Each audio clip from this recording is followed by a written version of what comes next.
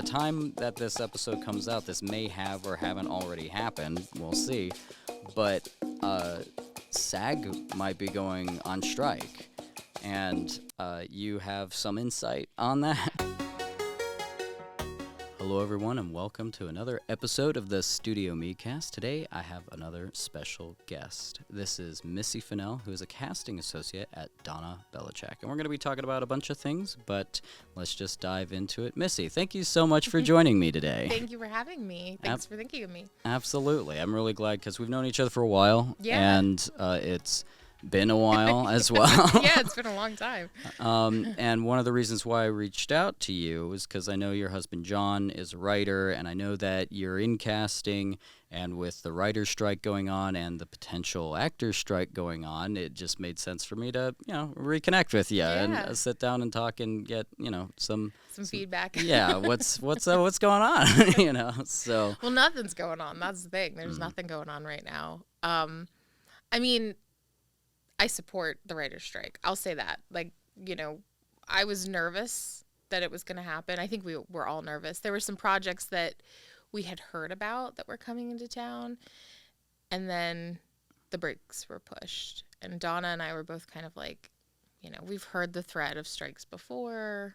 IATSE was going to have a strike. We avoided that. We were working on a production when that happened, and, our producers were literally like, be prepared to not come in on Monday because the strike is going to happen. And Donna and I are like, can we still audition people? What does that mean for us? Because we're so kind of separate. We're not on set. We're not in the production office. Our contracts are different. We avoided that strike. So when this threat of the writer's strike came up, I think both her and I were like, it'll pass. It's not going to happen.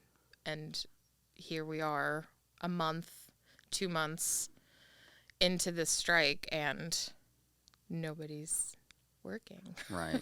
One of the things that we're seeing here with the strike is just how vital writing is to the entire filmmaking process, but also how different, departments in film really do affect other ones. And the acting department is related to the stunt department, which is related to the wardrobe department, and all this is here because of the writers, Yeah. And this is, of course, affecting casting and actors. Yeah. And so it's SAG, and at the time that this episode comes out, this may have or haven't already happened. We'll see. Yeah, exactly. But SAG might be going on strike. Yep. And you have some insight on that? Yeah, so you're right. The writers affect everything. And aside from it just being writers are also actors. Writers are also producers. You have these hyphenated positions. So they also you might have a writer that is a member of WWII that's also a member of SAG, that's also a member of the DJ. Everybody kind of branches out. SAG-AFTRA, a lot of what they're fighting for, it lines up with the Writers Guild. We're entering a phase now where streamers are the predominant way that people watch content. Right. The pandemic happened. People don't go to the theater like they used to. New content's being added to streamers. So a lot of profit is coming off of this, and these streaming services don't have to disclose that information. They actually really keep it kind of veiled. You would see something on television and you would find out that 50, 60 million viewers, chimed in to watch it. And then that gave you a premium for residuals. Streaming content, they don't release that information. They might say something that's kind of generic, where it's like, we had the second episode of Silo received, 50% more than the first episode in viewership. And you're like, but that doesn't tell me financially the benefit that you gained. So a lot of actors are not receiving these residuals that they received in film and television that's released in the, now old school way of you've got this third party that's managing viewership, and letting production companies and studios know what they're earning and how many people are watching. With HBO and Max and Netflix and Hulu, all of that is very much within, hidden behind the studios. Mm-hmm. So a lot of actors are saying, where's the premium for me? I get one buyout. But if I have 70 million people watching my show, that buyout's not actually really worth anything. It's very low in comparison to what I would get if I was airing the show every Monday night on live television. So they're fighting for that, and they should. And writers are fighting for that, and they should. You have writers that are working at minimums. Mm-hmm. And I think a lot of people look at the film industry and say, writers are rich, directors are rich, they make more money than they should. But it's not like that now. Most writers are making not even close to what they should be making. You have a writer that's written for a show or a studio for 15 to 20 years, and they're making the minimum. Mm-hmm. And then you bring in a new writer, and that new writer is making the minimum. So where's the benefit to an established career? And working at a minimum is not unheard of, but it has increased as far as like how many writers are having to work at a minimum. I forget what the number was, but the percentage of writers that are working at a minimum now directly correlates to the rise of streaming services. Yeah. Which is crazy to see, just this huge advent of technology and the way that we watch films. And how that is also affecting the industry and people's lives. Yeah, it's I have a friend, she's an actress, and she got into writing, and she does a lot of like children's shows. And like she said, the problem is writing should be a sustainable career. Yes. And it's not. Now it's a gig mentality. We are writers who used to have job stability are now being contracted as like gig writers. Back in like 1999, 2000, a show had 25 episodes. That was one season. And then you took a break for 3 months. You came back, you did a second season, and it had 25 episodes. Now you hire writers on a short-term basis to do 1 or 2 episodes on an 8-episode season. They can't survive off of that. Then it's like one gig after the next gig after the next gig. So there's no longevity in this for them. And that's crazy because we have more content now than ever. And we should be giving job security to the people that are creating valuable content. Yeah. And in addition to that, to me, the biggest thing, and the thing I think needs to be really honed in with these strikes that potentially happen, both with WGA and this potential upcoming strike with SAG-AFTRA, is artificial intelligence. Mm-hmm. Because in 2007, when this last writer's strike was going on, we were at the cusp of streaming. Technology, obviously was alive, but it was very different. And I remember this. I was still in college, and in my producing class, we were discussing the future of entertainment because Netflix had just really boomed with their streaming service. Yeah, they used to be a vending machine. Yeah, they were. It was the mail-in movies, Yeah. And I mean, in college, everybody did that. You'd get the DVDs to your dorm room and you'd watch movies. And so we were really kind of trying to take a guess at what the future would be like. And we all basically agreed that it would be where we're at now, that, content now, immediate, at your fingertips, everything released at once, streamers would eventually dominate, television would kind of go to the back burner. And that has happened, but the provisions for that have not been changed. It's still considered new media. And that's how these contracts describe it. It's new media, but it's not new media. It's been around now for over 10 years. Yeah. There's nothing new about this. So we need to regulate it and we need to change it.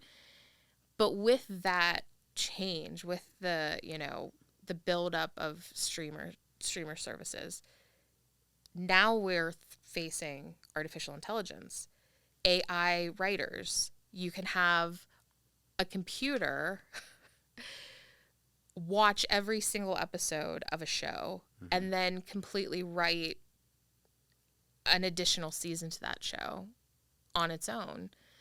And the technology is getting so advanced that they can actually even put the actors in the show without even needing them to step foot on a stage.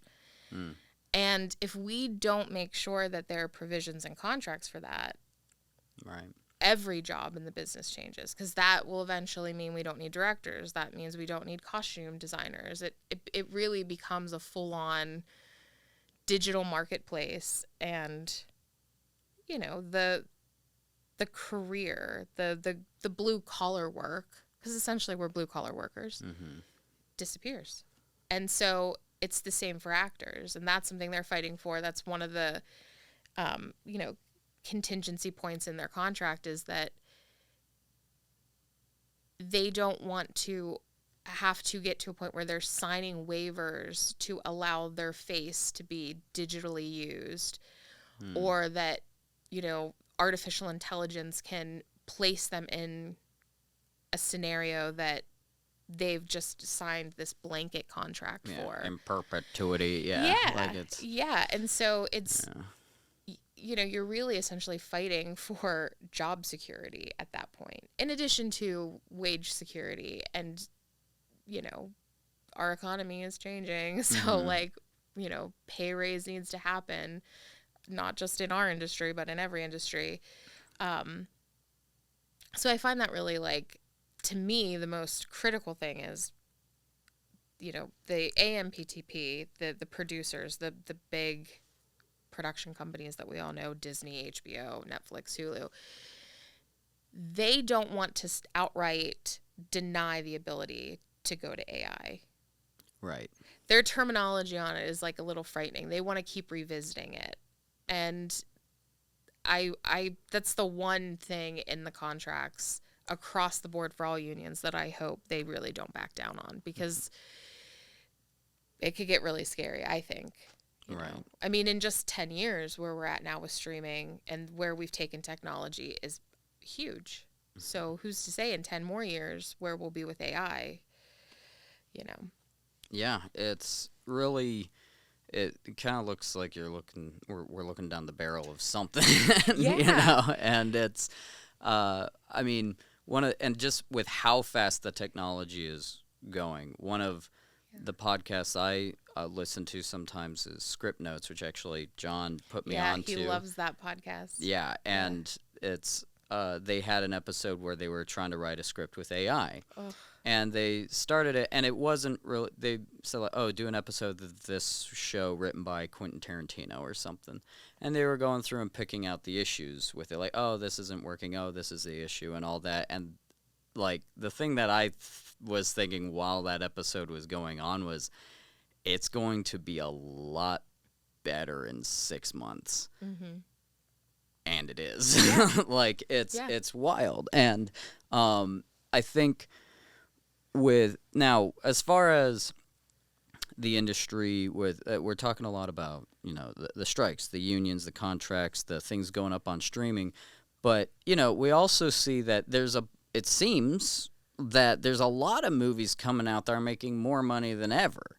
Now, of course, there's a couple films that have been flopping lately, but that's always happening. That's not necessarily new, but is you know, I guess, is there something for someone who just doesn't know, like maybe me, with all this stuff happening with streaming, but it's like, I keep hearing about all these records getting broken, like with theatrical releases, and not just like, oh, this is the best thing on this streaming service, but like, oh, at the box office, going to theaters. That's a big part of marketing for a lot of films now. Only in theaters is here. Which is there a way to, like, how do those both work with, like, not being able to, like, where being a writer and the career thing being sustainable is difficult with also this other stuff? How does... Well, it's so interesting because I had this thought earlier today. You know, a lot of people like to throw numbers out there. because it sounds really impressive. But like, where do the numbers come from? Because internationally, that's where film does well. In China, honestly. Studios, from what I've been told, and I don't know like if every studio operates under this mindset, but it makes sense to me. Essentially a studio sets up its films, at the beginning of the year and says, we're allotting this amount of money to our big showboat film.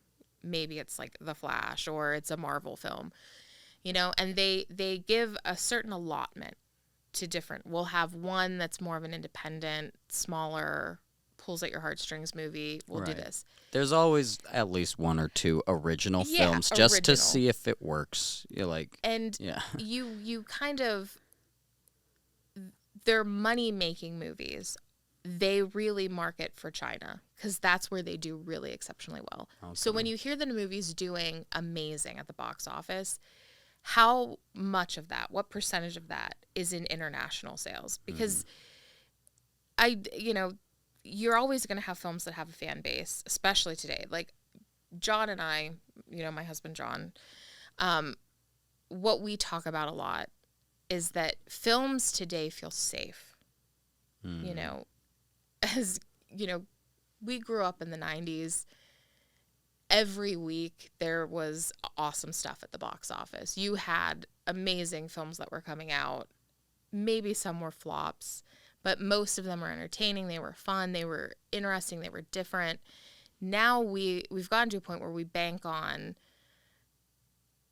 a market that already exists. So the Marvel films are going to keep getting made because, one, they make a ton of money in toys sales and product sales, and there's a fan base already built in. You already have comic book fans. You have comic book fans from ages 5 to 105. And even when they're upset with the film, you're going to make money off of that, too. Yeah, there's exactly. rage money. There's rage money, and there's curiosity. People want to see how a studio tackled their favorite comic book hero.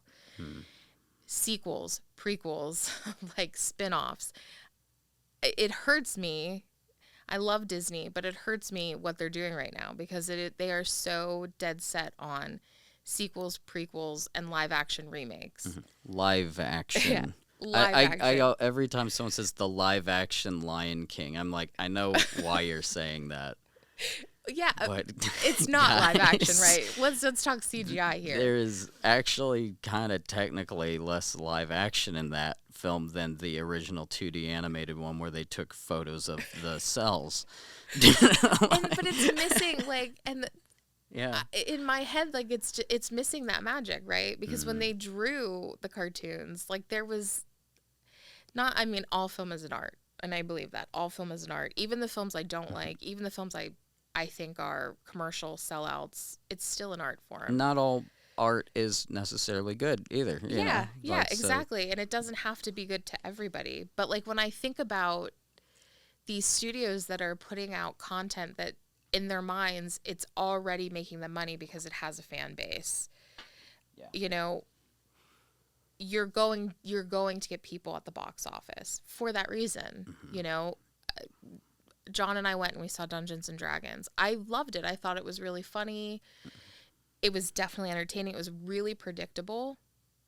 And it was like a lot of movies I've seen before. And that's what you mean by safe. By safe, right? Yeah. I had a good time. This new Indiana Jones film, I'm going to go see it. Of course I'm going to see it. It's action adventure. That's the stuff you love to go to the movie theater and see. Right. But it's safe. Like, it's safe because I like Indiana Jones, and I'm not expecting much out of it. One of the criticisms I've heard, and I agree with a bit on some of the later Indiana Jones, some of the fourth one, was the body count is very different. Yeah. I'm not saying people don't die in a horrible way, but if you count the number of people that Indiana Jones kills in, like, the first 3 versus the fourth one, it's like, oh, maybe that's one reason why this felt different.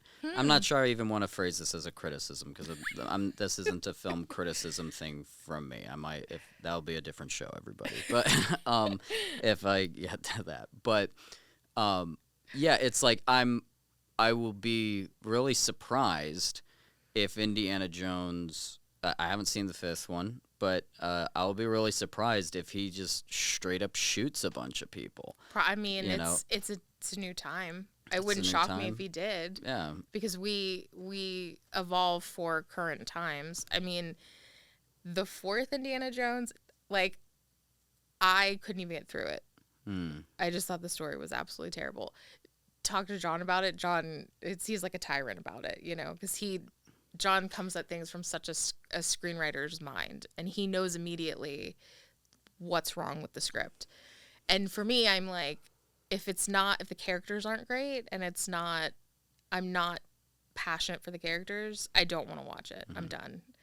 And that's how I felt about that one. I was like, oh, this is really hard to watch. Right. I mean, not much can compare to the first one, but that's kind of the thing. It's like, I miss the original story ideas, and I don't think studios are taking risks as much as they should on things like that, because, and I mean, I feel this way 100% about the streamers, is there's a lot of greed. It is a lot of financial security for people who have pushed themselves to a lifestyle that they do not at all want to compromise, that they wouldn't even have to compromise, but in their mind, there's security in things that people like, and they're just going to stick with it. Diamond-encrusted swimming pools aren't cheap, you know, and it's... The personal yacht... It's a Weird Al line.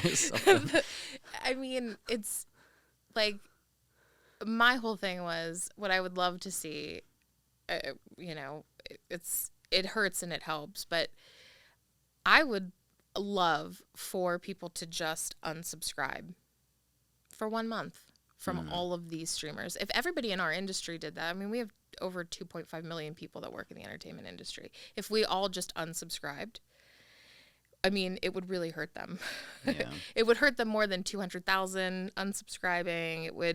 It would affect their bottom line, because at the end of the day, they cannot have content without us. And the reason why that would have probably the most effect is because that's all that really it seems the great they, you know, really cares about is, it's like, we can talk about, the Disney remakes a lot, but they make a lot of money. So until they stop doing that, they're probably going to keep doing it. Yeah. I had a small conspiracy theory idea for the Lion King remake, which was, Disney has a long history of talking animals in animation, and it is very expensive to develop the technology used for the Lion King, and part of my tinfoil hat idea is they wanted to have a huge leap in technology that they would have for...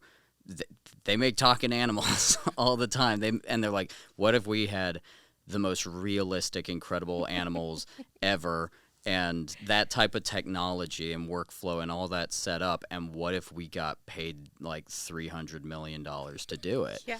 And I'm like, oh, well, that actually, I don't know why that, like, when that occurred to me or how I came up with that, but I was like, I mean, whether that's what they set out to do or not, it's what happened. And ultimately, yeah, because now it's across the board. Now it was just in Little Mermaid, talking fish, talking seagull, talking animals, like, you know, and it's a gimmick. Like, I mean, I'm not going to say that there isn't interesting content. I mean, they did The Mandalorian, and they felt not a lot of love for that show. And I'm not going to sit here and smack talk it. I watched it.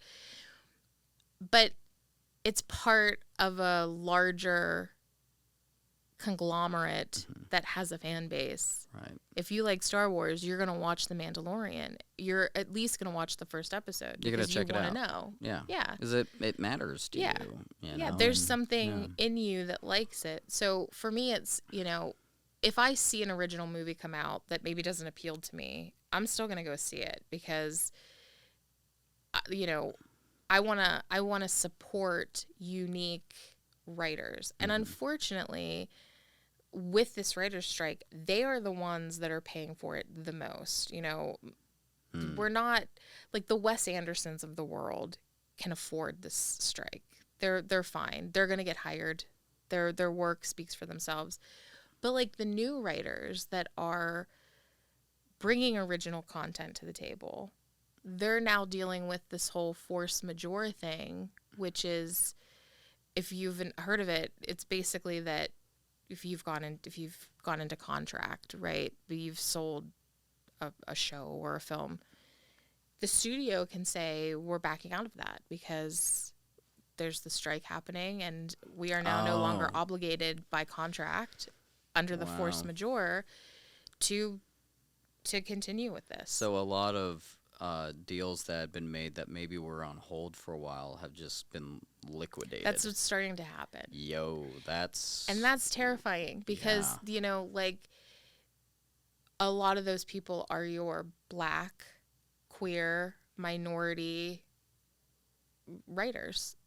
And that's a perspective that we're missing and we need. And we're trying to open the door, and we're hiring diversity and inclusion officers at these production companies, and the optics are great. But at the end of the day, they are the first to go. They're the first to be not trusted. They're the first to lose content. And, you know, I just read this article about Simeon, who created and writes Dear White People. And he got this letter saying, your deal's done. We're not going through with this. And he has a group of people, you know, he has a production company. He wants to pay his people. Yeah. So what does he do now? And, you know, he started a GoFundMe because it's America and that's what we do when we can't afford anything. It's also wild because it seems like, you know, it's doing that kind of thing, like liquidating all of that it really comes across, I'm sure it's meant to come across this way, as it just is mostly as a retaliation. Yeah. It's less of a, oh, well, you forced us into this. It's like, I kind of feel like you didn't have to screw over the little guy so many times, you know, and not just the little guy, like, but because that's at so many levels. But as you said, a lot of the people who are being hit by this the worst are the ones who haven't been able to establish themselves as well, the newer people. Yeah. It really is a fuck you from the producers. That's like, I think it is within their rights to do this. It's in the contracts, but it is to weaken picket lines. It is a threatening measure. In my mind, though, I would think, and I don't know if there's any value to this thought, but I would think that these writers could then, once the dust settles and a agreement hopefully comes out, these writers could then take that deal anywhere they wanted to, and then the new measures could be put into their contract that weren't there before. So it hurts them now. Maybe it won't hurt them later. I hope that it doesn't hurt them later. But like, do you think that the Writers Guild was ready for that particular move? Yes. Force majeure went into place in 2007, 2008 when this last strike was there, and it affected some television shows. It affects actors, you know, the big actors. In some ways, I think it was like on 30 Rock. Some of those leads their salaries were cut in half, which, you know, you're reneging on a contract, but it's in the contract that they have the ability to do this because it's in their mind. It's you know, something that you could have foreseen. I don't agree with that. I think a strike isn't something that people join a union and they think, but I'll probably strike at some point. I think most people enter into a union and say, we do this hopefully not to strike. Yeah, it's like the point of unions is in a large part to make sure that this doesn't happen. Yeah. It's like almost any type of self-defense security measure. It's like, no, I have this so that I don't need to use it. Yeah. We really don't want to get this. And this I understand hostile. how that could make the other side, like the producers, like uncomfortable, but it's also like the history is clear that, like, let's give the benefit of the doubt for a moment, like that the producers aren't being, say, malicious, okay, and that technology just got out of control, And they're like, yeah, well, we just do this. And hey, no one's keeping up with this stuff. No, even the people who do it all day. Yeah. Like they don't even understand this. They're arguing about whether something's sentient now. Like they don't. It's going faster than us, and that's part of the point. Mm-hmm. It's like, well, let's say that the producer's just like, hey, look, we it's a new thing. We didn't know how to deal with it. It's like, yeah, well, you still that's also why you have unions, because when it gets down to it, what we're dealing with is another kind of technological revolution. Yeah. And every time that happens, that affects people's livelihood. Yeah. Sometimes for the better, you know. Oftentimes for the better, yeah. Yeah, and it's like, but here's kind of the potential harrowing thought, which for like as far as a historical precedent goes, which is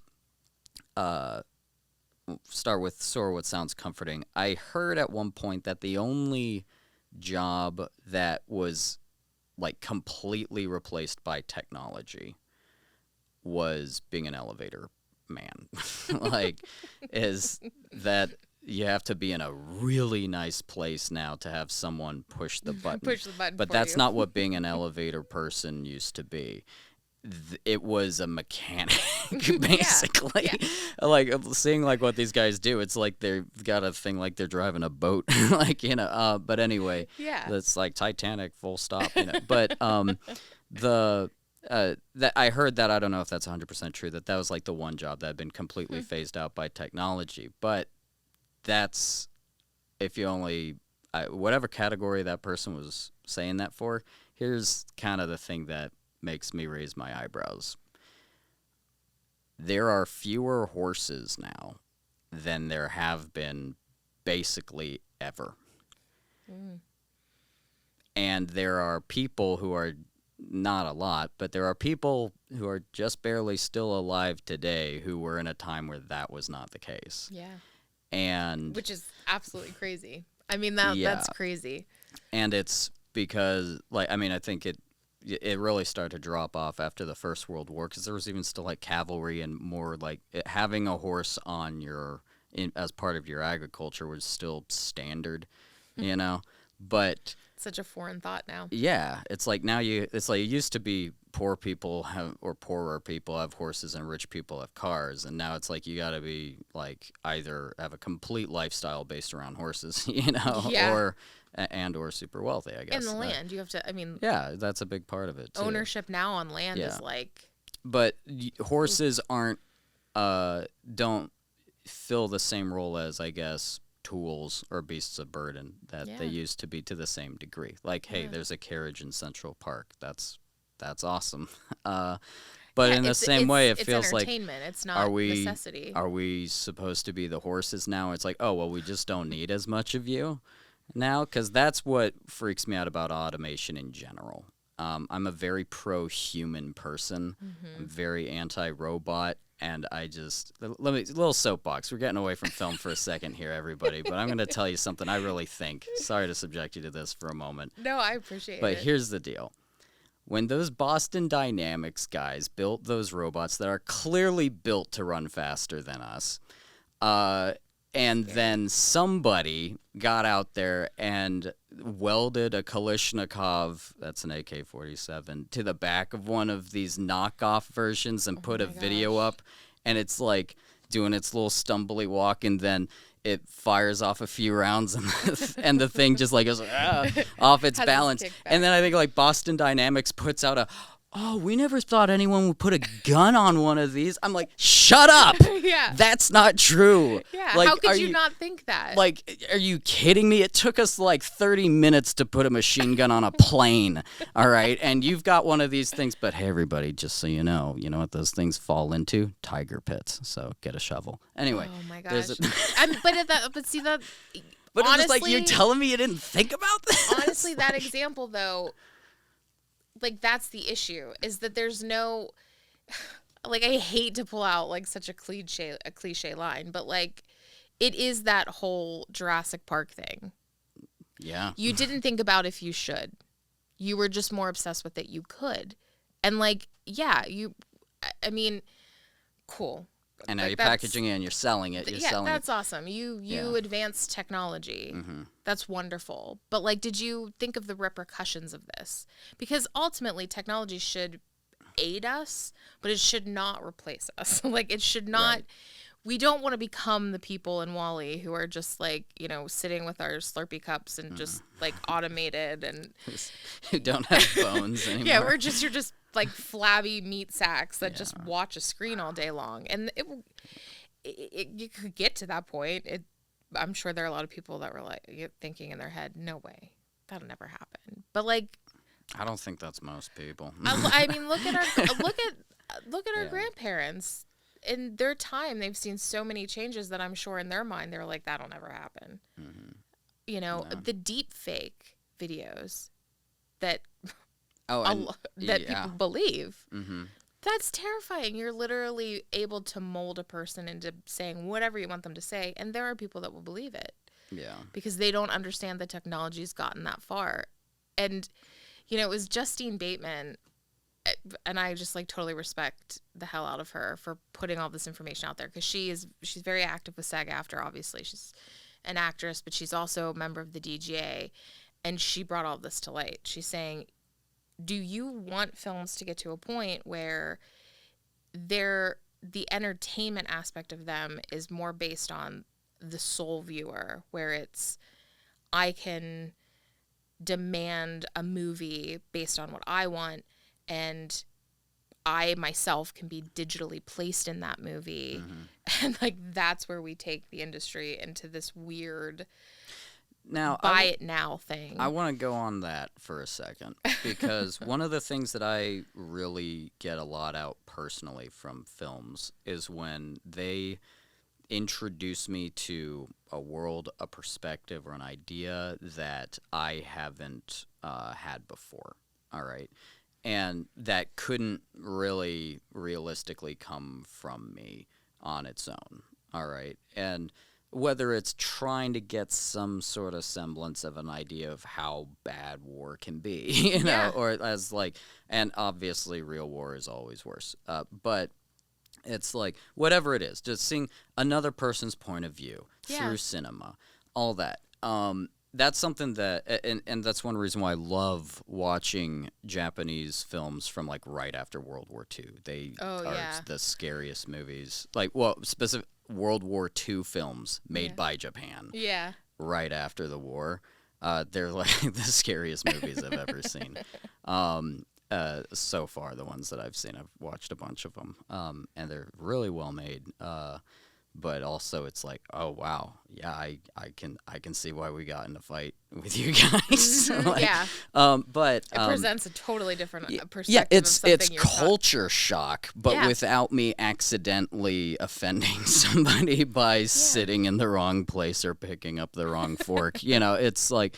And it's a way for me to learn and grow as a person, and that's a lot of what people do with art. It's like there's also the comfort food side of film. It's like, I just want to relax and watch a movie that just is fun, and I'm done. Yeah, that's just bottom entertainment. Yeah. I think there's also a side of film from a lot of filmmakers, and I guess the industry, and whether this is like really pushed opinions or whether it's more of a fashion thing, where and I'm not going at this with like whether this is particularly a good or bad thing, but there are agendas that are brought forth through cinema, whether or not just cinema, but like media in general. Yeah, for whether sure. it's a straight up propaganda machine, whether it's corporate news that has a certain angle on it, or whether it's a movie that really is a message with a small story wrapped up in it. It's just trying to tell you something. Absolutely. I wonder if that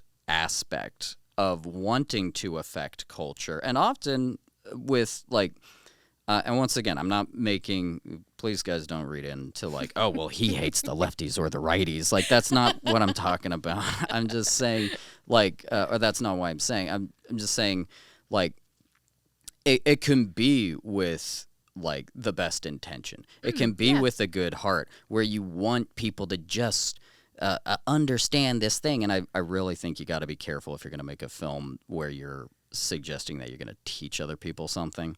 It's like, because if you're hoping millions of people are watching this, it's like you just, my personal philosophy is be mindful of that. And I think a lot of people are, which is why a lot of the messages in films tend to be kind of like basic in a way. Generic. Generic and or safe, as you said earlier. Yeah, absolutely. And whether you have an agenda of some kind or not doesn't I'm talking about this less of like whether that's bad or okay, or like we need that in culture to move forward, or whether that's manipulative and evil or whatever. Is just, I think if the media and not just movies, but if the media that we have becomes exclusively of our singular own design, then that very real power is going to evaporate and become a less strong fist, I guess. Well, I mean, what scares me in terms of what, because I'm like you, I often enjoy movies that give me a perspective of something that I would never have thought of, or that I've not experienced. And it's a lot of the reason why I've never really been interested in screenwriting, because I have a very limited perspective on a lot of things. And I feel like I've had a very comfortable life. So my perspective on a lot of things is pretty common, I think. Like, I haven't had this wealth of knowledge that some of my friends have had, the experiences some of my friends have had. I'm a pretty, simple person. I've led a very simple life. So I enjoy movies that kind of open my eyes to concepts I have not ever really thought of. Those types of films, and again, like, I'm with you, it's not a political thing. It's not like a we're creating this film to change the thoughts of this isn't, I'm not talking like 1984, some Orwellian thing, but that's personal experience. That's heart, that's soul. I mean, I could get into like the whole soul level of things, which is like what I firmly believe in. But go into it. Go into it. What are you talking about? Well, I mean, I'm a firm believer that we have soul connections with people. We just inherently have a lot of knowledge on the soul level, and that gets reflected back down to us here. And we put that into everything we do. We put that into our art. We put that into conversations with people, relationships with people. That goes into our goals. That goes into our life lessons. Like, what am I trying to learn in this lifetime to better make me a better person, or to help me understand cosmically why we're all here, and what's the big picture. And that is a person. That is a soul thing. Technology is created by people, but it doesn't have a soul. If the, technology gets to a point where it's creating the story, then it's creating a subsect of our lives. It's creating a mirrored effect of what it believes we're feeling and thinking, but it's not feeling and thinking. So the content is in a lot of ways empty. Does that make us empty when we start absorbing that content? Some of my favorite films are films that are layered because the creator came from a very heavy personal experience. That is not something you get with technology. And we have all of these algorithms now, that take what we say, and they give us what they think that we want, and that creates upset, and it creates, our economy. People buy things because they were fed something that they were fed because of an algorithm. But people are complex. We're more than that. We have to give ourselves more credit, and we don't want to become a society that relies on some generic filtered version of what we want to feel and think and see. I worked with this director, and it's like one of my favorite things that's ever happened in Pittsburgh. There was a movie that John, my husband, watched as a kid, John and I both, our bond is over movies. That's, that was our safe space as kids growing up. We both come from divorced parents, and our mothers, mostly were the ones that on the weekends they would go and we'd rent movies, and it was a bonding experience and, a way to kind of have something to do. And John's mom rented this movie all the time. It's called Queen of Hearts. It is not a popular movie. Most people don't know it. It was at Foodland in their VHS section, and they rented it. And John loved it. And when we first got together, I don't know if you and Allie do this kind of thing, but we would talk about the movies that we loved, and it was like, you never saw this, and I never saw that. And John brought up Queen of Hearts, and he found it. He somehow found it online, and he, got the DVD, and we watched it, and it's a beautiful movie. It's absolutely beautiful. It's about this little boy and his family. They move into this little cafe, and this Italian family, Jewish Italian family, which is crazy. It's a beautiful picture. Cut to, I think it was 2016. I'm working on the show The Outsiders. And, every 2 episodes we had a different director. This director comes in town, and it's that director, John Amiel, who directed Queen of Hearts. Wow. And when I saw that he was our director for these 2 episodes, I called John. I'm like, you're not going to believe this. Of all the directors to come to Pittsburgh, it's John Amiel who did Queen of Hearts. And John's like, oh my gosh, like, that's crazy. And, I was so like, I was like, I have to tell him. I'm usually so professional when we meet directors. I've met all different kinds, and you have to be, you in your head, you're I'm fangirling, but I'm also remembering that we're working on a project and I have to be professional. Mm-hmm. John comes into the room. We were doing callbacks, and, I said to him, I'm like, oh my goodness, you made one of the most beautiful films I've ever seen. And I think he did The Singing Detective, and that's like his claim to fame. A lot of people know him for that. And so he brought that up, and I said, no. You did Queen of Hearts. And he was like shocked that I knew that movie. He was like beside himself. And I remember he was just like, you've seen Queen of Hearts. How? He said, how did you? I thought that was only on like VHS. And I told him the story. I said, my husband loved it. We found the DVD. And he said the thing that honestly has summed up film the best for me in all of the years that I've worked in it. And I wrote it down after he said it because it was so powerful to me. But he said, as a filmmaker, you're on a desert island and you create this artwork and you put it in a bottle and you throw it into the ocean, and you hope and you pray that somebody gets that bottle. But the truth is, you love the island, so it doesn't matter. And I was like, that is beautiful. I mean, what a testament to the pain and agony we filmmakers put ourselves through when we create this content. Because it's so personal. And really, though, at the end of the day, we're making it for ourselves, right? We're making it to see the passion come to screen. And that's what Queen of Hearts was for him. It was very much based on his childhood. And every day, every time we saw him, he'd come in and he'd be like, oh, I have to tell you that one scene in the movie, this is what happened that day. He was so excited to talk about that movie because that was his passion project.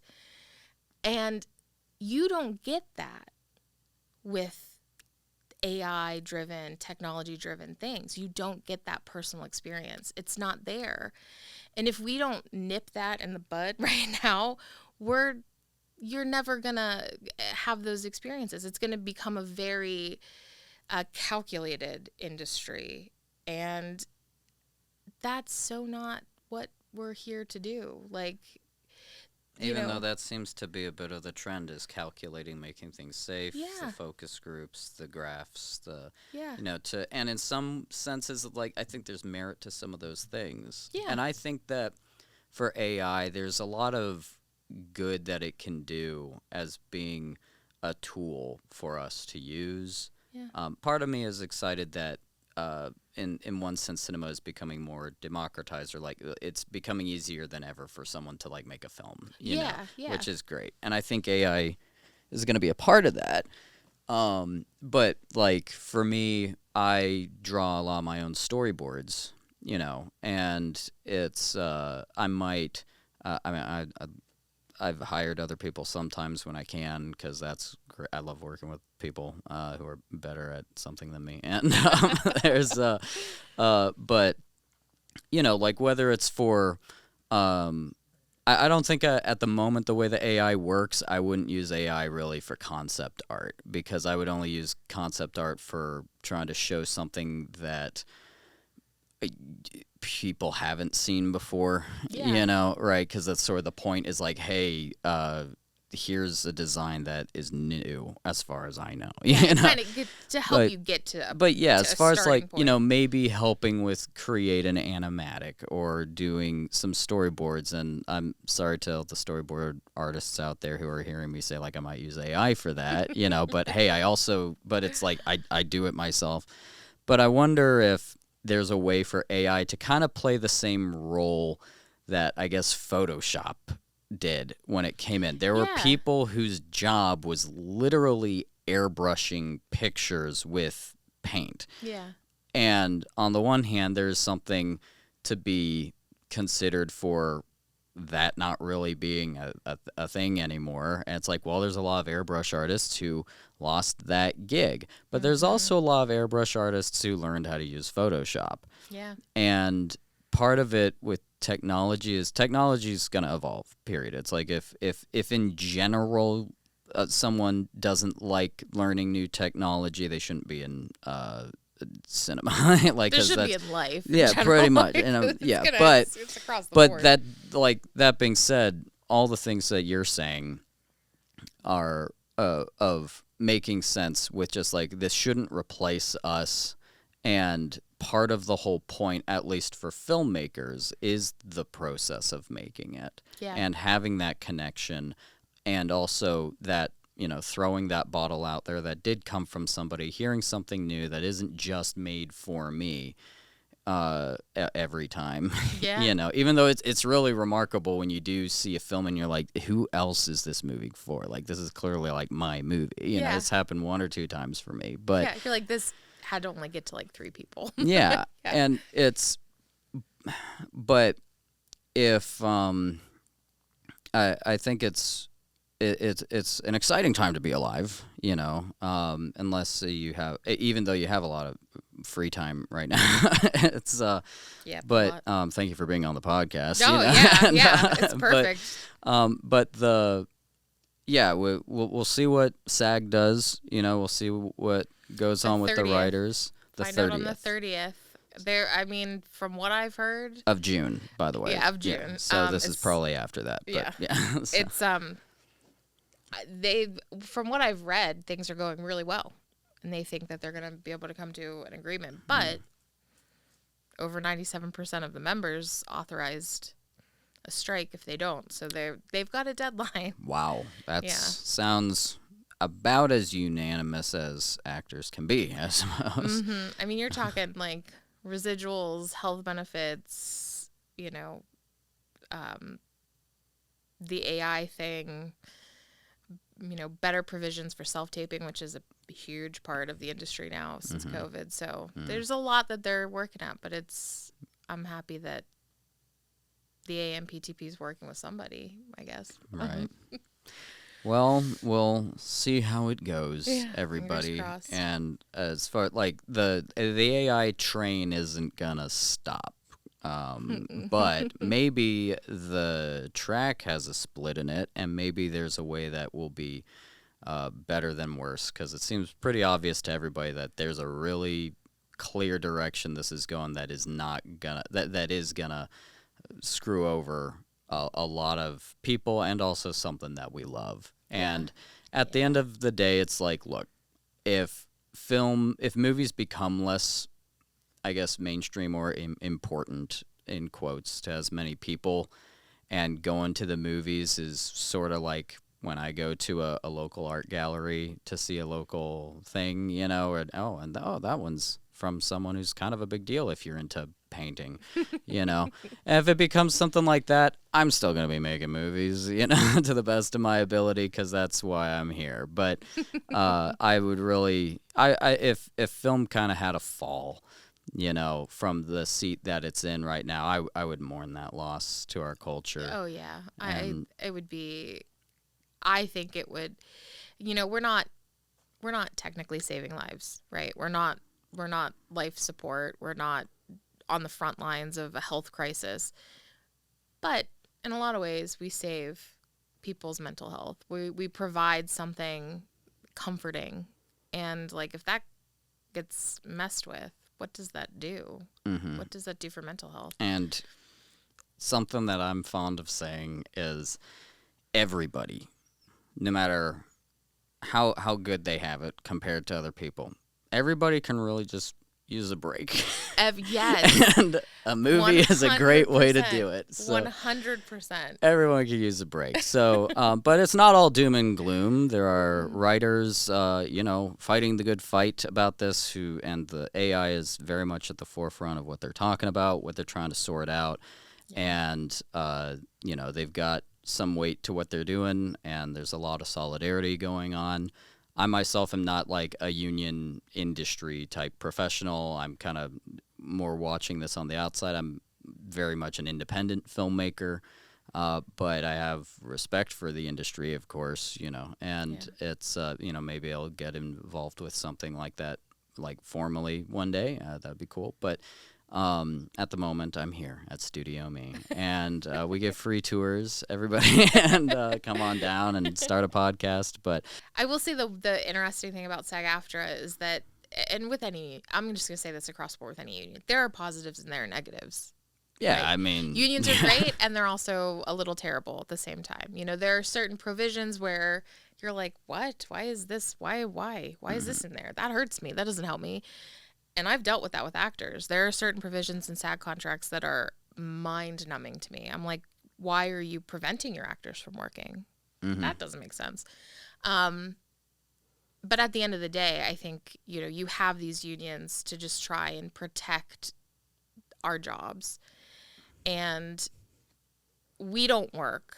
Like, unions don't work without independent filmmakers. Independent filmmakers don't work without unions. It's like it's a sisterhood almost, or brotherhood. You know, we're constantly wanting more people to join our union because there are powers in numbers. There's a lot of power in numbers. But we also need creators that are outside, that are bringing forth new and independent ideas, because a lot of what happens is we get into that whole mentality of it's work, we need paychecks. What creates paychecks? Sustainable work. What's sustainable work? It's what we know people will buy. And that lasts for a while, but it gets old. And so, like, there was an independent boom in the 90s. I'm praying that is what happens again. I want that boom. Yeah. I mean, I think it's going to be the natural progression of at least some of the people who are doing, like, the younger generation especially, who are like all doing, you know, just short form content videos, TikTok, all the rest of it. It's like, yeah, that's a gateway drug into making movies. Like, it's going to be amazing. Something that you don't realize you're starting. And they're already playing with it super. It's like, oh, you know how to land a joke. Oh, you know how to pull. Like, I'm looking very much forward to that. I think best case scenario is I'm going to get even more awesome movies that don't feel like they have to play it safe as much because of the opportunity people have. Yeah. Because I'm a filmmaker, but I am also very much a film goer, and I'm excited to. I'm not like counting the days till death right now for everything. But I think there's some real. It's not just that something really kind of horrible might come of this entire situation, but it's like there really is potential for some really incredible, awesome stuff that's going to be better actually for everybody, and I think you're going to make a lot of money. So I'm looking forward to that. That was the promise when I graduated film school in 2009. It was like, this is a great time to graduate because there's really going to be a boom. There's going to be a lot of jobs, you know, and then there was a recession and we were like, why did you tell us that this was a good time for us to graduate? Because it's kind of hard right now. But, I long for that. I long for movies like Coda. I long for movies like Lion. I want the unique stuff. I want the content that's not broadcast to the, I don't want to say the less intelligent film audience, but the film audience that is going solely for explosions and chases and things like that. I want the personal content, and we need to support these like new writers, these new forward thinkers, because they're not regurgitating what we've seen. I mean, I love Wes Anderson. I thought Asteroid City was great, but I've seen Wes Anderson. I love him. I love his content. I love his design. He's one of my favorite filmmakers. But I want to have a new favorite filmmaker. That's one of the things that I really enjoy about. I'm gonna bring him up because he's a lot of the guests have brought Christopher Nolan up. Oh yeah. Which is like, you can kind of tell when it's a Christopher Nolan movie. But one of the things that I really enjoy about his work is the leaps he takes between a lot of his projects. Like Dunkirk was unlike anything else he made. Yeah. And it blew me away. Yeah, that was fantastic. Yeah, it's like trying to reconcile that with the guy who made Dark Knight just doesn't compute to me. Like, I mean, there's part of me that can see it and understands a little bit, and like Hans Zimmer's doing the music and stuff. But I really that, or I'm super excited for Oppenheimer because I'm a history buff as well. So I'm like Nolan, just keep making World War II movies. Listen to me, like you found your thing. You found your thing. Make World War II movies forever. Do the Raid at Saint Nazaire. No one's done it. Make a movie about sinking the Bismarck. It's due for a remake. Or let me do it because I want to. But like there's it's but having a.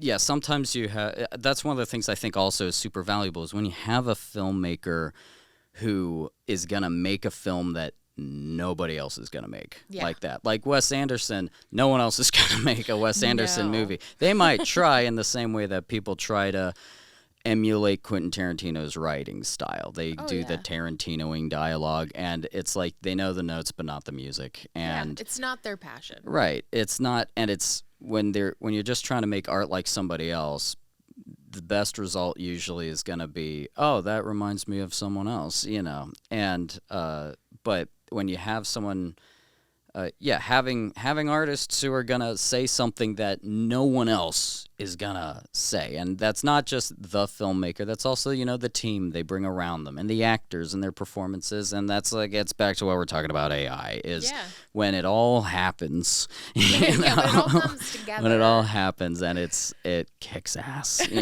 so and it just feels amazing when you watch something and you're like, this is it's really great to go to a theater and to walk out and go, that was so unique. And I just thoroughly, I want to come back and watch it again. Yeah, I think with I'm sorry, I love talking about this. One more thing, it's like there's with we're talking about styles, Wes Anderson, also Tarantino. One of the things that I love the most about watching a Tarantino movie is realizing that I have no idea how this movie is going to end. Like when you talk about movies being safe, it's like, well, one of the greatest tropes of if a movie is safe is knowing if it's going to be a happy ending, And I remember, I think it was I forget if it was 2013 or 2015, but in like the Christmas season releases were Les Mis, Skyfall, The Hobbit, and Django Unchained. Oh man! Yeah. And I watched those other three first. It's like I've had Les Mis memorized since I was like 7. James Bond, I can pretty much guess who's not gonna die, and when, And then for The Hobbit, it's like that's like probably the best. In my opinion, probably the best storybook to read aloud ever written. Maybe it's like and I a love lot it. of people have read it. Yeah, so and you know what happens. Yeah, it's like I'm pretty sure how that's gonna go. I dragged my dad and brother to see Django because my mom and sisters weren't super interested, and I was like, "Hey, let's go see a Western." And like the entire time, we were just like, "Where is this gonna go?" Like, because we're starting to think, wait, sometimes it ends with like everybody's dead. Sometimes it ends with the bad guys win. Sometimes, or there isn't anybody. Like you don't know what's gonna happen in these, and the suspense from that, and it was the best audience ever. It was like a spectator sport, But yeah, have it. That's the director's like, hey, he has a style. You can tell it's him, but it's also like exciting. Yeah, like where you don't know what to expect. Yeah, I mean, you know certain things, but you don't know the ultimate when you go into. I felt the same way for the Hateful Eight, which I wasn't a super huge fan of, and like I like Tarantino. There's a lot of stuff that he does where I'm like, he borrows. But I think 100%. every filmmaker borrows, right? I can't remember who. And he's more forward about that than like anybody. Oh, yeah, he'll straight up say like, "No, I based on this episode of this show I like." Yeah. And it's just most people didn't know about it until now. But like, there's that voice, like that very clear voice. I mean, even with Nolan, like a Nolan picture is generally not going to disappoint you. It shouldn't, because he's such a. I mean. He's remarkable at storytelling. If he made a bad film, I would still watch his next film. Like, he's entitled to You would justify it. Yeah, he's entitled to a bad one at this point. Yeah. And I mean, I'm never gonna insult somebody that can have a structure down that is so confusing. I mean, like, John and I have gone over his scripts before, and just the structure is so complex. And it's not simple. Mm-hmm. Even if you can maybe predict what's going to happen, there are like 10 other things at play. Like, so that to me is amazing. But I do think it's really interesting when you have these filmmakers that come up, they establish themselves as one way, then they take these large gaps in between their movies. Like in time or in just style? In time. You're like waiting for the next, you're waiting for the shoe to drop. And then when the next one comes out, it's different, but it feels... it's like a hug. You're like, oh my God, I haven't seen this kind of movie in a long time, and I'm very excited. I felt a little disappointed in Spielberg. I mean, I did not see The Fabelmans. I've heard it's great. I need to see it, but when he got more into producing, I was like, oh, but I'm itching for that Spielbergian. The actual quality filmmaking. Yeah, like I want that again. I need it. Mm-hmm. So. I got a lot of that from how West Side Story was done. I did like West Side Story. Yeah. But again, it was like, Steven, you don't need to, I know you have original ideas. You don't need to do West Side Story. Like, the original is, maybe it wasn't super great. Oh, I love the original West Side Story. I mean, like... Absolutely. It's a musical. It's a great musical. But, like, I was a little surprised when I found out he was doing West Side. I'm like, what is the tie here? What is your bond to the story? Was it just something that you grew up loving and you one day wanted to make? But, like... Yeah. I wonder why...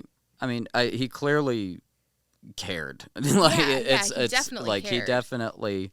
but, yeah, I'd be curious to ask him, like, hey, so...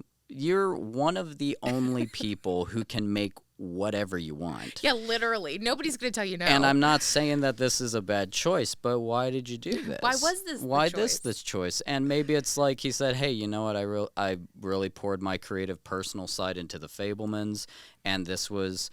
I needed to do something that would just be, hey, we're going to have a lot of dancing, choreography, and a tear-jerky story, and it's just like, hey, I needed something else to do, I don't know. But, I mean, I guess when you're at that level and you've done all that kind of stuff, like, the way you even consider projects has to be different. Oh. And I'm sure a lot of it is scratching the back of a studio and, the deals they get. I mean, because it's such a business, but, like...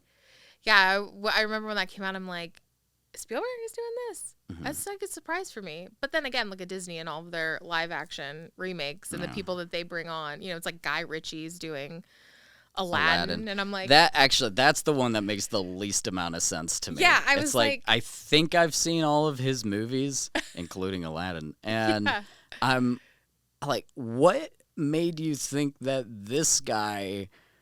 was the right choice, because there's plenty of directors who do all kinds of stuff, you know. It's like, oh well, yeah, it's the job, I make the movie, you know. But it's like Guy Ritchie is definitely one of those filmmakers who has a style and a type of movie. And it's usually an adult style. Like I don't establish it as a Disney going hand. Like Burton, I can see it. I get why you brought Burton into Dumbo. He's dark. He's got that child. He was a Disney animator at one point. Like, you know. So yeah, I get like that kind of stuff. Always kind of like, I'm like, what?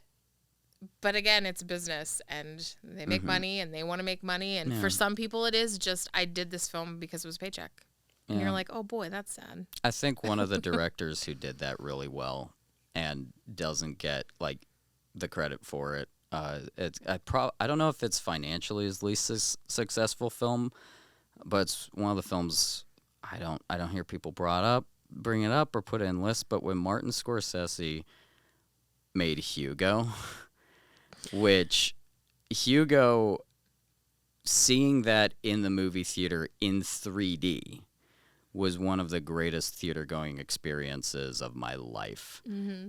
And I tell people this, I'm like, look, Hugo is a good movie if you just watch it at home.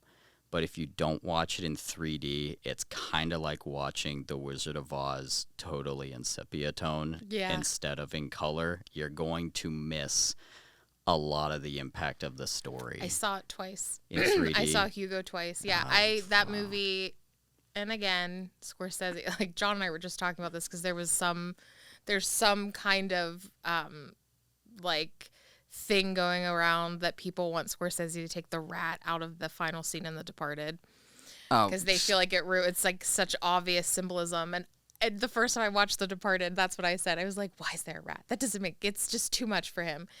And I will nitpick Scorsese. Yeah. But when Hugo came out, I was like, this is like awesome. Mm-hmm. And I know he wanted to make a movie that his daughter could see. And there was a lot of that went into it. But if you're a filmmaker or if you're somebody who loves film, just that knowledge of like of how it came together, and the magic of seeing I mean, it's just, I mean, I'm a huge, my favorite director of all time is Charlie Chaplin. So the silent film era is my era. That is like hands down when I believe film was just pure magic. If there's one silent film that you'd want people to watch if they're listening. One silent film? Yeah. To get them onto it, you know. Well, again, I'm a huge Charlie Chaplin fan, and I would probably say The Kid is, I mean, I listen to the score probably 3 times a week because it's just so moving. And there's a lot of film history in there because that's, you know, The Kid is Jackie Gleason, who played... I didn't realize that was Jackie Gleason. Jackie Gleason. Really? Jackie Gleason. What am I saying? I was like, wait, from The Hustler? No. Coogan. Jackie Coogan. That's who it is. And I love this because Jackie Coogan played Fester in the original Addams Family. He also, unfortunately for him, had a career as an actor as a child and lost pretty much all of that money because his parents took it. And that's how Coogan accounts got set up to protect children. And then Jackie Coogan's grandson also got into acting and was in one of my favorite all-time films, which, again, is a comfort film, but it's Don't Tell Mom the Babysitter's Dead. He played Kenny. And a lot of people would know him to see him. He was a huge actor in, you know, the 90s and the 80s. He was in Adventures in Babysitting. And so I think that's really cool. It's like this family lineage of like this actor who was with one of the first great filmmakers, Charlie Chaplin, and Chaplin hired Coogan because he just emulated everything. And there was, you know, Chaplin just loved him. And because of that relationship, we now have provisions in place for children to be protected with their earnings in film, and funds get set up for them so that their money always remains with them.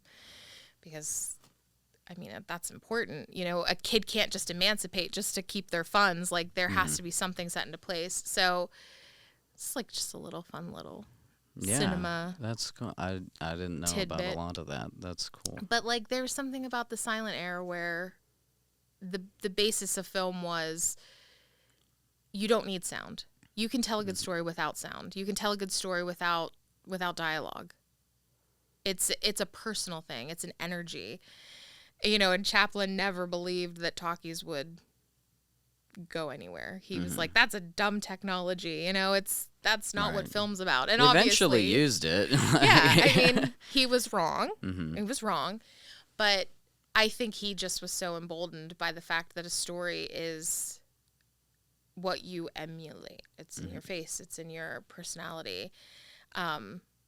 So I, like, when I saw Hugo and he's going into Méliès and all of the, the magic behind the amazing backdrops and what it must have been like to be there to when be it was in that happening. Moment.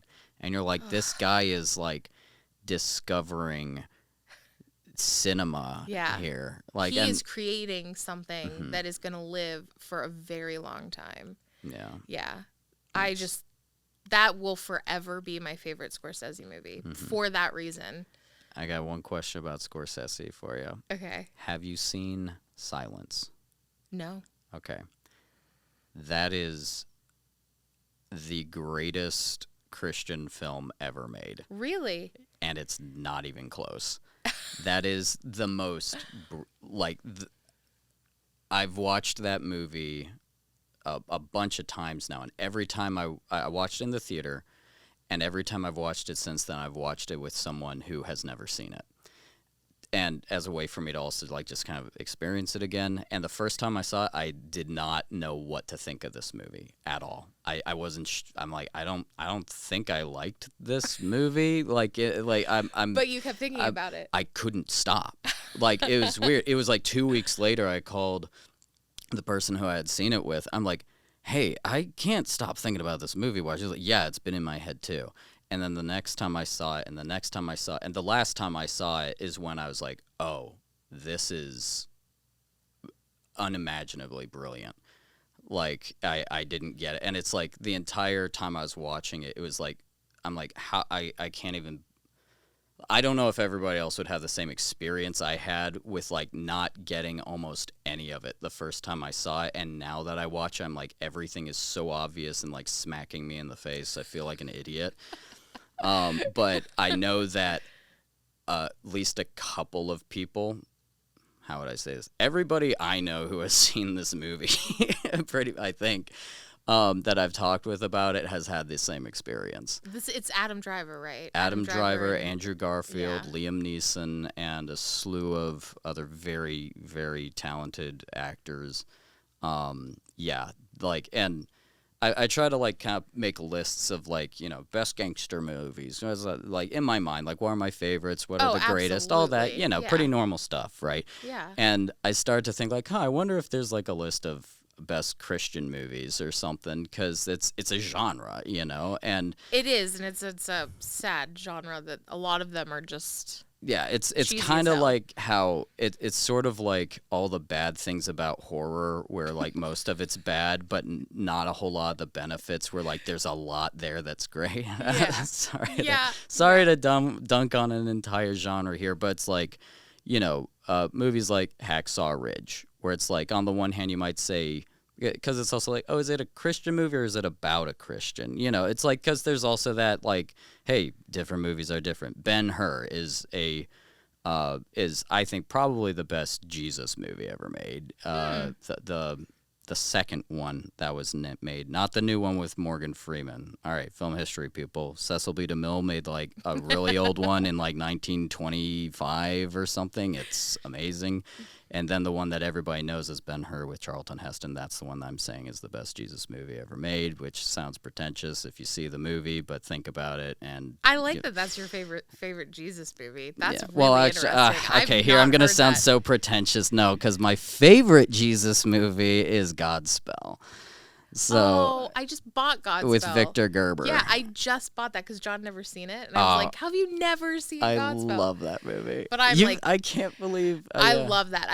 That came My out mom went to theater school, so she, Oh, yeah. she was it's like, much "These more are well known watches." as like a musical or like a stage production than a Yeah. movie. Oh no, Victor Garber, yeah. If I ever meet him, all I'm talking to him about is Godspeed. He'll put, oh, you want to talk about Titanic? I'm like, well, I played Daddy Warbucks in my high school thing, and you were him in the remake. That's cool, but I really want to talk about Godspell. And oh, wow. A very young Victor. Yeah, he's like 20.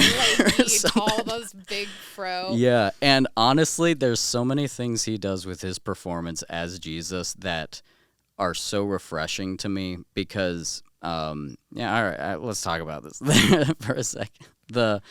I feel like when people are depicting Jesus on film, a lot of the time they're being very careful about it. Scriptures, the Bible doesn't really give a lot of descriptions of what his personality is supposed to be like. Like, they don't say, oh, he had a laugh that was just contagious. Like, it's not in there. Like, and he said it in such a way that was kind and warm. It's like we kind of just know, like, what they said. This is what he said, and this is what he did. Yeah. And so the way that a lot of the time he's performed is this, over, like, I mean, a lot of it makes sense. I'm not saying this is an out of nowhere interpretation, but he comes across as not really human at all most of the time. Just that very floaty, like, yes, stoic. I will stoic. Yeah, he's very stoic. I'm above it all. Yeah. I'm unfazed, all that kind of thing, and I'm never going to irritate my mother. Kind of a. I'm not really fun. Not really I'm fun. Thoughtful. Yeah, yes, I'm stoic. I move like this, that kind of thing, and I hate that. And you're like changing my opinion on my favorite Jesus movie now because I never really thought of that, and I like that perspective. You're right, like, because Godspell, he's so charismatic. Mm-hmm. And when he's heartbroken. You're heartbroken. And he does it in such a, like, it's that thing people say, it's sad to watch someone cry, but it's even more sad to see someone try not to cry, kind of a thing. Like, which I don't know if that's true 100% of the time, but it's a great acting note. And there's there's times to let it flow, but not every movie needs it. But yeah, when Jesus at different points in that is kind of like just during the Last Supper and all that, I think I'm kind of not in spoiler territory here, guys. Sorry. No, I think most people kind of know what happens. Like with Jesus. I hope. And but if not, read the book first. It might take you Check a while. out the book, and then you can see the adaptations. But they have this dinner. There's this dinner that takes place. Yeah, it's like there's this thing they get together. And you really, I mean, just throughout that whole thing, he's being goofy, he's being funny, and I didn't personally feel that there was anything that made me think, oh, well, that's like Jesus wouldn't do that, so much. Like I thought it was. I think he really approached it as an actor, is what I'm saying. I really think that he didn't think like, okay, how do I like not upset everybody, or like much in a weird way. Every portrayal of Jesus in film has been very like. Empty is the word. It's not that actors shouldn't. Sorry, I just said something dumb, which is not that actors shouldn't consider whether they're going to upset people. That's not what I meant. Well, but anyway. I mean, that's really more for the director. Actors should just be in the headspace of the character. But like, probably because Jesus is so controversial, people believe in him, people don't believe in him. The people that believe in him believe he's a very specific thing. Mm-hmm. Because he's been portrayed as this like Anglo-Saxon white blue-eyed man with long blonde hair for many, so they can't ever picture him as anything other than that. And even if you make a strong choice about his personality, it might make people go, oh, I thought he said that differently, because a lot of the time people might think, oh, how would he say that to me? And it's like, oh, are you messing with like their image of Jesus when you're doing that?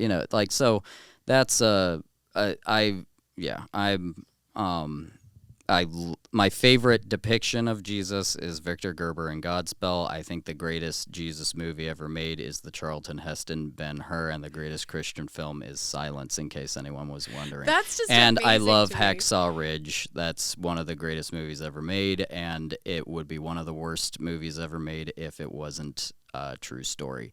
And if it would be the dumbest, corniest, like rah whatever movie ever. If it wasn't a true story, I would hate it. But it is a true story. It's a true story, and all the things that like put it into that category are like true and actually less remarkable than what really happened. Love Hacksaw Ridge, but yeah. That's Ben-Hur never comes up for me when people talk about Christian film ever. It's just never mentioned. Like I love Godspell. I'm a huge fan of Jesus Christ Superstar, which is very controversial. I just think of John's grandmother. She's very, very conservative, and that was blasphemous. That film was terrible. Right. John loves The Last Temptation of Christ. I hate that movie. I hate it so much. I'm pretty sure that's a Scorsese film. It is. Willem Dafoe. Yeah, Willem Dafoe as Jesus. Really did not like that movie. It was a very interesting choice to make Willem Dafoe Jesus. But John will argue tooth and nail that is the most accurate portrayal. Interesting. Because it really humanizes Jesus. And John is very much of that mindset that, he was a human. He definitely made mistakes, but it's how he handled those mistakes that made him so significant. And there's a whole life of Jesus we don't know about. He really comes into play in his 30s. Think of your life before your 30s. And I'm like, oh my gosh, you're getting so deep into this. Like, I really like the music of Jesus Christ Superstar, and I just really, the power of the vocals. Yeah.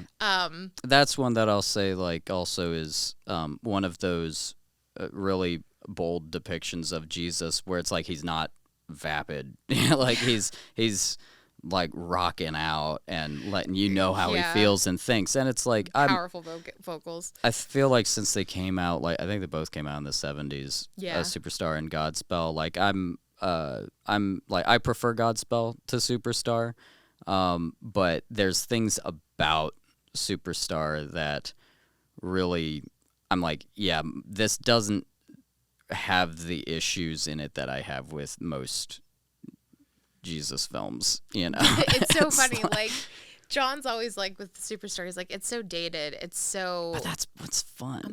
Yeah, but like it can be. That's like the point is that they took it at that time period and they related it to that time period. But every time period comes back. Godspell, dated, but what they're wearing isn't that dated. It all comes back, but.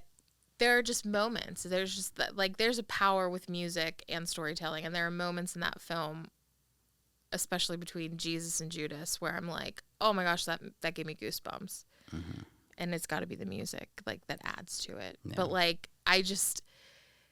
it's unfortunate that Christian films have kind of you have like you said with horror, it's like you've got your super cheesy that has a fan base, very strong fan base. And then when it comes into the epic cinema, the mainstream, it's really veiled. It's not at the forefront. It's the it's the layered Christian story that's portrayed as something else. The Wizard of Oz I consider a religious film, but most people don't. I had someone break down for me exactly why that is the Gospel of John on acid, and he's the priest who officiated my wedding.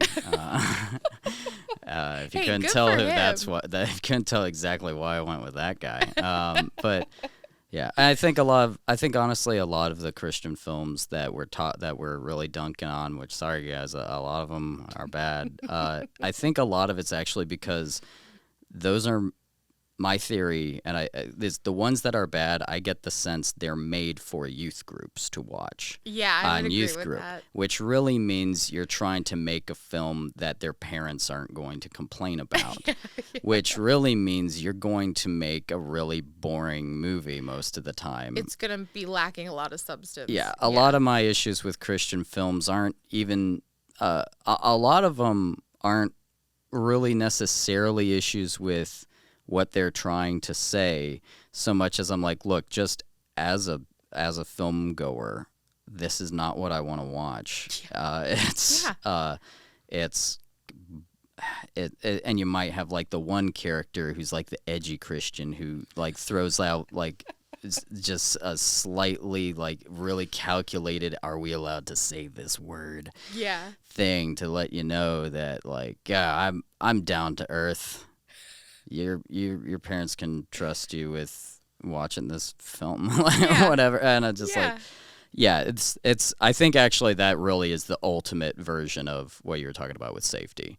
Oh, with that, 100%. Yeah, and it's like, hey, I don't know if you've noticed, but kids aren't going to watch the one bit of children's Christian media that I still think actually does hold up on like a narrative level that I experienced was The Story Keepers. Is a video, like straight to video animated series, and it's about it's like it's in the first century AD, and it's in Rome, and it's during it's not the first. Nero is emperor. Okay, Nero is emperor, and Christians are being persecuted. Oh wow! And that's the setting for this, and it's a lot of it's about like the underground church at the time, the Christian fish symbol, and like how that came to be a thing, like so that you could kind of figure out if someone was secretly a Christian or not.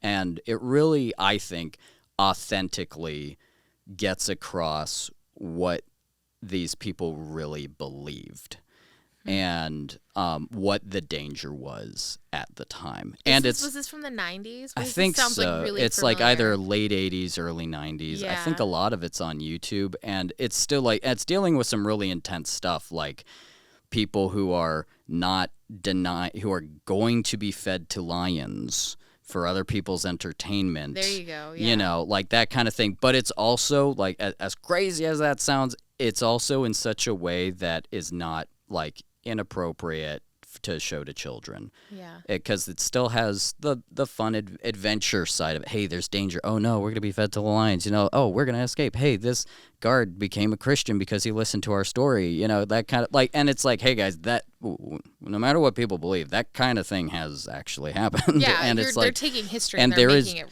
drama to that, which I find particularly engaging. So I've rewatched some of those episodes. I'm like, yeah, I was right to like this. This is good stuff. That's interesting. VeggieTales was like old VeggieTales is VeggieTales was the thing. Yeah. It was like the thing. Chocolate Bunny Factory. Oh my gosh, Barbara Manatee. I mean, like I could sing that song. I won't do it, but I could sing it. You know, like that was such a huge thing in our youth. I mean, I always joke that we were like the youth group generation because that was such a thing. You know, a lot of people that I went to school with, they wanted to go to school for ministry.